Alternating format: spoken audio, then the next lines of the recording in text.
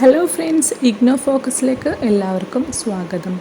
ഇഗ്നോയിൽ നിങ്ങൾ എക്സാമിന് രജിസ്റ്റർ ചെയ്തതിന് ശേഷം നിങ്ങൾക്ക് പല കാരണങ്ങൾ കൊണ്ട് ആ എക്സാം അറ്റൻഡ് ചെയ്യാതെ വന്നേക്കാം. ഒരു പക്ഷേ നിങ്ങൾക്ക് കിട്ടിയിട്ടുള്ള സെൻറ്റർ നിങ്ങൾക്ക് പോകാൻ പറ്റാത്തൊരു ദൂരത്തിലാണെന്ന് വിചാരിക്കാം.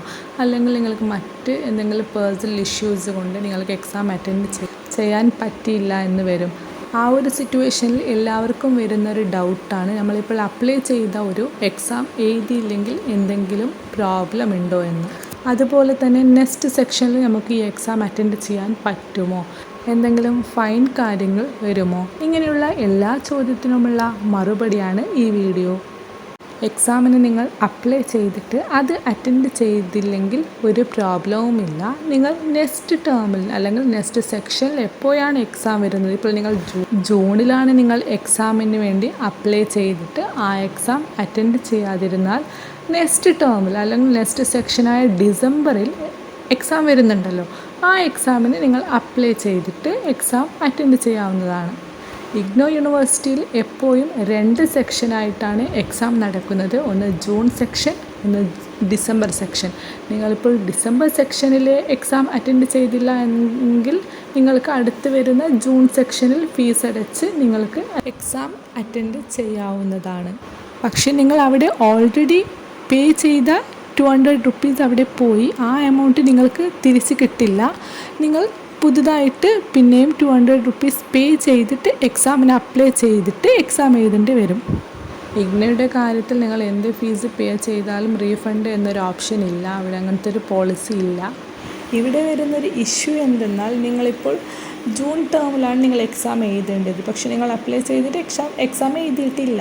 അപ്പോൾ നിങ്ങൾ വിചാരിക്കുന്ന ഫസ്റ്റ് ഇയർ അല്ലെങ്കിൽ ഫസ്റ്റ് സെമ്മും സെക്കൻഡ് സെമ്മും ഒന്നിച്ചിട്ട് എഴുതാം, അല്ലെങ്കിൽ ഫസ്റ്റ് ഇയറും സെക്കൻഡ് ഇയറും ഒന്നിച്ചിട്ട് എഴുതാം എന്നാണ് നിങ്ങളുടെ പ്ലാൻ എന്ന് വിചാരിക്കാം. അപ്പോൾ നിങ്ങൾ നെക്സ്റ്റ് സെക്കൻഡ് സെമ്മിൽ അല്ലെങ്കിൽ നിങ്ങൾ ഒന്നിച്ചിട്ട് ഫസ്റ്റ് ഇയറിൻ്റെയും സെക്കൻഡ് ഇയറിൻ്റെയും എക്സാം ഒന്നിച്ചിട്ട് അപ്ലൈ ചെയ്തു, അല്ലെങ്കിൽ ഫസ്റ്റ് സെമ്മ് സെക്കൻഡ് സെമ്മിൻ്റെ എക്സാം ഒന്നിച്ചിട്ട് അപ്ലൈ ചെയ്തു. എന്നാൽ ആ സമയത്ത് നിങ്ങളുടെ ഹോൾ ടിക്കറ്റ് വരുമ്പോൾ നിങ്ങൾക്ക് ഒരു പക്ഷേ നിങ്ങളുടെ ഫസ്റ്റ് ഇയറും സെക്കൻഡ് ഇയറത്തെയും എക്സാംസ്, സബ്ജക്ട്സിൻ്റെ എക്സാംസ് ഒരേ ടൈമിന് വരാനുള്ള സാധ്യതയുണ്ട്.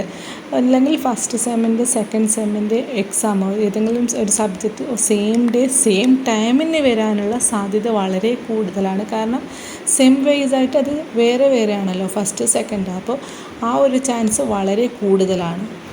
2 എക്സാമും നിങ്ങൾക്ക് ഒരേ സമയത്ത് പോയിട്ട് അറ്റൻഡ് ചെയ്യാൻ സാധിക്കില്ലല്ലോ. മാക്സിമം നിങ്ങൾ എപ്പോഴാണ് എക്സാം എഴുതേണ്ടത് അതേ സമയത്ത് എക്സാം എഴുതി തീർക്കാൻ നോക്കുക, അല്ലെങ്കിൽ ഇങ്ങനത്തെ ഇഷ്യൂസൊക്കെ നിങ്ങൾക്ക് വരാവുന്നതാണ്. നിങ്ങൾ എക്സാം അറ്റൻഡ് ചെയ്യുന്ന ടൈമും കൂടുന്നതിനനുസരിച്ച് നിങ്ങളുടെ കോഴ്സ് കംപ്ലീറ്റ് ചെയ്യാവുന്ന ഡ്യൂറേഷനും കൂടുന്നതാണ്.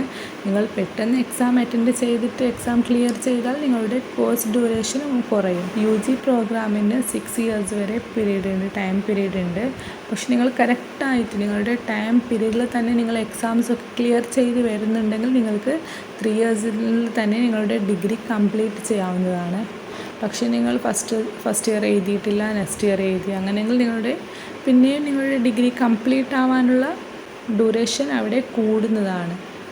അതേപോലെ തന്നെ PG പ്രോഗ്രാമിനും ടൈം ലൈൻ ഉണ്ട് 6 ഇയേഴ്സ്. അപ്പോൾ നിങ്ങൾ അതും കറക്റ്റായിട്ട് ഫോളോ അപ്പ് ചെയ്തിട്ട് ഫസ്റ്റ് സെം സെക്കൻഡ് സെം അതേപോലെ എഴുതിക്കൊണ്ട് പോയാൽ നിങ്ങൾക്ക് 2 ഇയേഴ്സിൽ തന്നെ നിങ്ങളുടെ PG പ്രോഗ്രാമും കംപ്ലീറ്റ് ചെയ്യാൻ സാധിക്കുന്നതാണ്.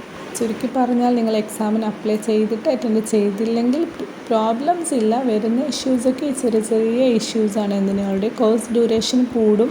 അതേപോലെ തന്നെ 2 വെവ്വേറെ സെമ്മിൻ്റെ സബ്ജക്ട്സിൻ്റെ എക്സാംസ് ഒരേപോലെ ആവാനുള്ള ചാൻസ് വളരെ കൂടുതലാണ്. ഉറപ്പില്ല, പക്ഷെ ചാൻസ് വളരെ കൂടുതലാണ്. ഇങ്ങനത്തെ ഇഷ്യൂസാണ്. പക്ഷെ പരമാവധി നിങ്ങൾക്ക് കഴിയുന്നുണ്ടെങ്കിൽ സെയിം ടൈം പീരീഡിൽ തന്നെ എക്സാംസ് അറ്റൻഡ് ചെയ്തിട്ട് തീർക്കാൻ ശ്രമിക്കുക. അത്രയും ക്രിട്ടിക്കലായിട്ടുള്ള എന്തെങ്കിലും കണ്ടീഷൻസിൽ മാത്രം എക്സാം എഴുതാതിരിക്കുക. ഈ വീഡിയോ നിങ്ങൾക്ക് ഉപകാരപ്പെട്ടെങ്കിൽ ചാനൽ സബ്സ്ക്രൈബ് ചെയ്യാനും ലൈക്ക് ചെയ്യാനും ഷെയർ ചെയ്യാനും കമൻറ്റ് ചെയ്യാനും മറക്കരുത്. Thank you.